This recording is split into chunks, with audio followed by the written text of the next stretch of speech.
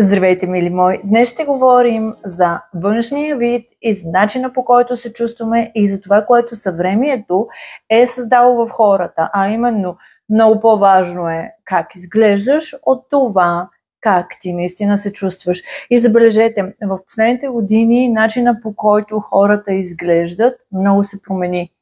Ако можем да върнем 10 години назад и погледнем в миналото, ние ще видим хората как са изглеждали и сега възможностите, които имат, са доста по-различни. Защо? Ами защото външния вид стана приоритет и е изключително подчертан и преекспониран в нашето общество. Аз съм за добрия външен вид, аз съм за естетиката, аз съм за това човек да изглежда така както му харесва на него, под никаква форма не оплювам и не съм против това хората да подобряват външния си вид. Нали, то всичко трябва да е в границите на естетиката. Не бих казала на разумното, ами в границата на естетиката, но заради тази естетика и този външен вид, който така е преекспониран в последните години, всъщност хората забравят да обърнат внимание на това как се чувстват наистина. Вчера имахме една сесия, много беше интересна в студиото и с дамата разговаряхме и тя на няколко пъти, когато я питах как се чувстваш по този въпрос, как се чувстваш по този въпрос, тя ми казва, знаеш ли, че аз никога не съм си обръщала внимание на чувствата, не съм обръщала внимание на това как наистина се чувствам. И да, не е само тя. Изключително много хора не обръщат внимание на това как действително се чувстват, ами са заети с някакви мисловни дейности или заети с суетата си. Различните хора са различни, техните приоритети естествено, и някои са заети с мисловни дейности и потъват в менталната си активност, а други са заети с външния си вид и там се забавляват в тази посока. Но дали ще сме потънали в ментална дейност, нали, да мислим и може би често безплодни мисли ги мислим, нищо не измисляме, или ще сме се посветили изцяло на външния си вид, ако ние не си даваме сметка за това как наистина се чувстваме отвътре, ние всъщност отново губим себе си. И ако сте забелязали в повечето видеа, ние говорим за това човек да бъде себе си, да се чувства добре като себе си, да проявява своята автентичност, идентичност и да бъде свободен в това, което е той, доколкото е възможно в едно рамкирано общество. И така, много ни е важно да изглеждаме добре и аз съм убедена, че външният вид наистина е от значение, защото съм забелязала начина, по който хората реагират на определен външен вид, начина, по който хората постъпват. То не случайно е казано, подрехите ни изпращат. На мен лично ми се е случвало преди няколко месеца, беше зимата, в един магазин бях влязла с по-елегантно облекло. Между другото, точно този панталон ми е оттам. И бях с един много широк анцук. Аз обичам оверсайз дрехи. Ярко червен анцук с едни спортни, така преувеличени маратонки като платформа. Не като тия най-много преувеличените, но едни такива големи маратонки, стабилни зимни маратонки и един огромен елек. Дълъг и огромен елек. Абсолютно от всякъде оверсайз. Беше ми удобно, трябваше така да се придвижа, имах си някакви задачи и това беше идеалното облекло за тази цел. Сега, ако ви се покажа по този начин облечена тук, освен че е жегата на Юли, нали, няма да имам този авторитет, който бих имала, когато съм се погрижила по-добре, по-естетически да изглеждам. И тогава, влизайки в този магазин с по-елегантните дрехи, аз веднага усетих пренебрежението на продавачката. Даже в разговорите ми се даде възможност да подчертая, че това, че точно в този момент изглеждам по този начин, не означава, че аз нямам такива дрехи, които да са дори над нивото на магазина и на това, което те предлагат като стока. И се замислих колко много хора всъщност съдят по външния вид и точно там е причината да се стараем за вида си и да пренебрегваме своето усещане за себе си. Защото ако ние знаем, че околният свят ни осъжда за вида ни и реагира на нас по начин, по който може би на нас няма да ни хареса, на мен тогава не ми хареса тази жена, как ме беше преценила. В никакъв случай. Защото това, че съм с оверсайз, нали, по-големи размери, дрехи и съм облечена ежедневно и спортно, не ме прави второ качество човек. Не ме кара да се чувствам аз самата некомфортно, но начина по който ти ми подаваш информацията, начина по който ти разговаряш с мене, почваш да ме объркваш за това аз какво ти подавам като информация. Разбирате ли? Външният вид е подаване на информация за другия. И ако човек не се замисля, тогава ние можем наистина много да се огорчим от това, което човекът от среща ни подава като информация. Аз имам и други такива подобни опитности. С първата ми най-малката количка, която имах, тя беше един малък жълт Citroen C2 и отношението на пътя беше съвсем различно, ако трябва да сравна с втората кола и ако сега сравна с третата кола, защото те са като различна големина, като различен клас коли и там вътре обаче е същата жена. Там вътре съм аз и в малката, в по-голямата и в най-голямата. И имах точно такъв експеримент, много интересен. Аз бях дала малката кола на сестра ми да я кара и аз си карах вече втората кола в моя живот. И в един момент аз си бях блъснала, трябваше да иде на ремонт и бях взела Citroen, малкия смешен жълт Citroen.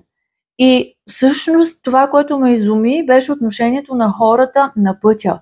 Аз бях същата жена, но там те реагираха по много различен начин. И аз тогава си дадох сметка докъде сме стигнали в първичните си реакции по това какво човекът има и по начина по който изглежда това, което той има. Защото ако ти трябва да сравниш, не искам да говоря за другите марки, но нали, като ги сравниш трите коли, те са различни. А жената вътре, която кара тези три коли, е същата. Но те съдат за мен по това в каква кола съм. И ние го знаем. Хората съдят по външния вид. Хората реагират. В тези две ситуации с автомобилите и с продавачката в магазина, което беше сега, тази година, в зимните месеци, аз си дадох сметка колко всъщност сме затормозени в това да се стараем да изглеждаме добре, за да може ответната реакция, която имат околните, да бъде позитивна. И въпреки това не винаги е позитивна. И ето откъде идва това, че ние се насочваме в старанието си да изглеждаме добре и пренебрегваме начина по който в действителност се чувстваме. Но откъде още може да дойде тази програма, по която ние играем? По-важно е как изглеждаш, а не е толкова важно как се чувстваш. Ами от детските години и от рода също така. От детските години, когато са ни спретвали, нашето поколение имахме панделки, имахме бели якички, имахме един много интересен вид. Даже си спомням на рожден ден на моя братовчетка, имахме дрес-код. Бяхме още деца и тя си беше измислила девата такъв дрес-код, да изглеждаме всички по определен начин. Бяхме задължени да сме с бели блузки и с черни полички или панталончета. Това само една дева може да го измисли за рождения си ден, но да, така бяхме. И в нашите детски години този спретнат, чист външен вид, на който толкова много се е държал, ни оставя своя отпечатък. Бялата якичка, голямата панделка и така нататък. Тоест в детските години е хубаво да се разгледа какво се е случило с нашия външен вид и какво ни е показало обществото тогава, нали, и нашите родители съответно. Също така, другото нещо, което е много важно, да се отбележи и рода. На тема външен вид, на тема как изглеждаш, какво имаме в рода. В някои родове има някоя баба, която изключително много е държала да изглежда като аристократка, да има поведение аристократично. Тя е държала на естетиката, на морала, на възпитанието. Има такива дами, аз съм ги срещала. За тях дори не мога да кажа баби, бих могла да кажа дами. И те много така сериозно са сложили своя отпечатък в следващите поколения, защото ако те са изисквали етика, естетика и възпитание, един определен морал, някои от тези жени все още ходят на обувки на висок ток. Можете ли да си представите? Това са жени на 70-80 плюс години, които са с изряден външен вид и с обувки на ток. Моята прабаба, например, от страна на майка ми. Това, което аз изпомням за нея, тя почина на 80 плюс също. Тя винаги вкъщи беше с червило и винаги беше с рокли, и то не просто някакви обикновени рокли, но те бяха от коприна, от джърсе, много естетични рокли, и тази жена спеше с ролка на косата, за да е оформено тук лимбичката. И когато аз започнах да проявявам своята суетност, баба ми казаше: ей, да е жива баба ти, да те види, нали, права баба ми да е жива, да ме види и аз каква съм. Кокетка. Така че това също може да идва по рода. Ако там е имало по-кокетни, по-префарцунени жени, които много са държали на външния вид, може да имаме своя отпечатък. Но може да има и обратното нещо. Тоест там хората да са имали по-късан вид, да са изглеждали по-бедно, да са били по-притеснени и да са се срамували, страхували, и заради външния им вид да е имало доста бели, които са им се случвали. Аз имам тук едно такова преживяване, но то е твърде лично. Наблюдавах на едно събитие, дълга тема и е много лична, но тогава забелязах нашия произход, как точно си пролича на това събитие, и това, което нашите предци са изживяли като санкции, как се отразява на потомците няколко поколения по-късно. Но е дълга тема и е много лична. Но да, ако нашите предци са преживяли някаква санкция заради външния вид и са имали своето съответно страдание, потомците е възможно да се притесняват на тема външен вид, или да го пренебрегват, или да се престарават. Защото и пренебрежението, и престараването за външния вид говори за някакви програми и съответно възможно е да има травми. И съвремието, което в момента живеем, това е възхвала на външния вид. Но всъщност, ако трябва да се върнем и назад, 80-те години, те бяха тогава, модата беше с едни много широки рамена. Аз съм учила дизайн на костюма, т.е. история на костюма, тъй като съм учила и моден дизайн. И там модата каква е била, беше също, защото аз съм била на 5 години, горе-долу там 4-5 години имам спомени, широките рамена. Там имаме Джейн Фонда, там имаме онзи вид, дето са с аеробиката, там имаме, не знам Джейн дали не е и по-отрано, но от този тип клина, спортната фигура, аеробиката, по-мъжкия силует на жените, но всичките те изглеждат успешния успех, сака, рамена, подплънки, дори по-ефирните рокли, които съм виждала вкъщи, съответно и женски ризи, те са били с огромни подплънки. Представете си една финна материя с подплънки, което говори за определена тенденция и нещо, което е било свързано с подчертаването на определен статус. Тоест, визията в обществото винаги е била важна и визията винаги е подчертавала съответния статус. Но в съвремието, в което сме, още повече се подчертава това. Тоест, ние тук имаме едни натренирани тела, ние имаме тук едни коригирани лица, имаме много промени и много такъв силен натиск от обществото да изглеждаме добре. И поради тези причини човек, насочвайки времето, енергията си, ресурсите си в тази посока с външния вид, той може да не усети какво се случва с вътрешния му свят. Какво причиняват тези модели и основното, което е този сценарий, че е важно как изглеждаш, а не как се чувстваш, какво причинява на човека. Първо, разминаването на това какво наистина е вътре и това, което е отвън. Ние можем да се чувстваме по един начин, депресия, да кажем, но навън да изглеждаме супер радостни и щастливи. Тоест разминаването между вътрешната истина и външния образ. Ние това го виждаме и виждаме изключително много хора, чието образ издиша. Ако внимателно се вгледаме, ще видим и двойния им стандарт. И то е така. Може би тези хора не си дават сметка, може би си дават сметка и въпреки това, понеже имат някаква публичност, те държат на този външен вид, нямам идея. Но разминаването между това, което е вътре и това, което е вън, то носи болка. Още повече болка и още повече неприятни усещания за човека. Също така, това може да доведе до несигурност, до объркване и до усещането, че никога не си достатъчно. Никога достатъчно красив, никога достатъчно млад, никога достатъчно добре оформен, слаб. Като казвам слаб, имам предвид не психически слаб, а физически слаб, или достатъчно релефен, или нещо там да не ти е наред с външния вид. Освен това, можеш да пренасочиш енергията си толкова много в преследването на това съвършенство, което, познайте, никога не се достига или поне ние не го виждаме, че е достигнато и естествено това ще доведе до допълнителни неприятности за самия човек. Тревожност, депресии, самокритика и дори може да се затвори вкъщи, а има и случаи, които хората си постягат на живота, защото те просто не са достигнали до това място, което са искали, което е много тъжно. Много има. Така, и това е последицата от съвремието, в което живеем, когато човек се е насочил само изцяло във външността и външните фактори, но няма представа за това, което се случва вътре.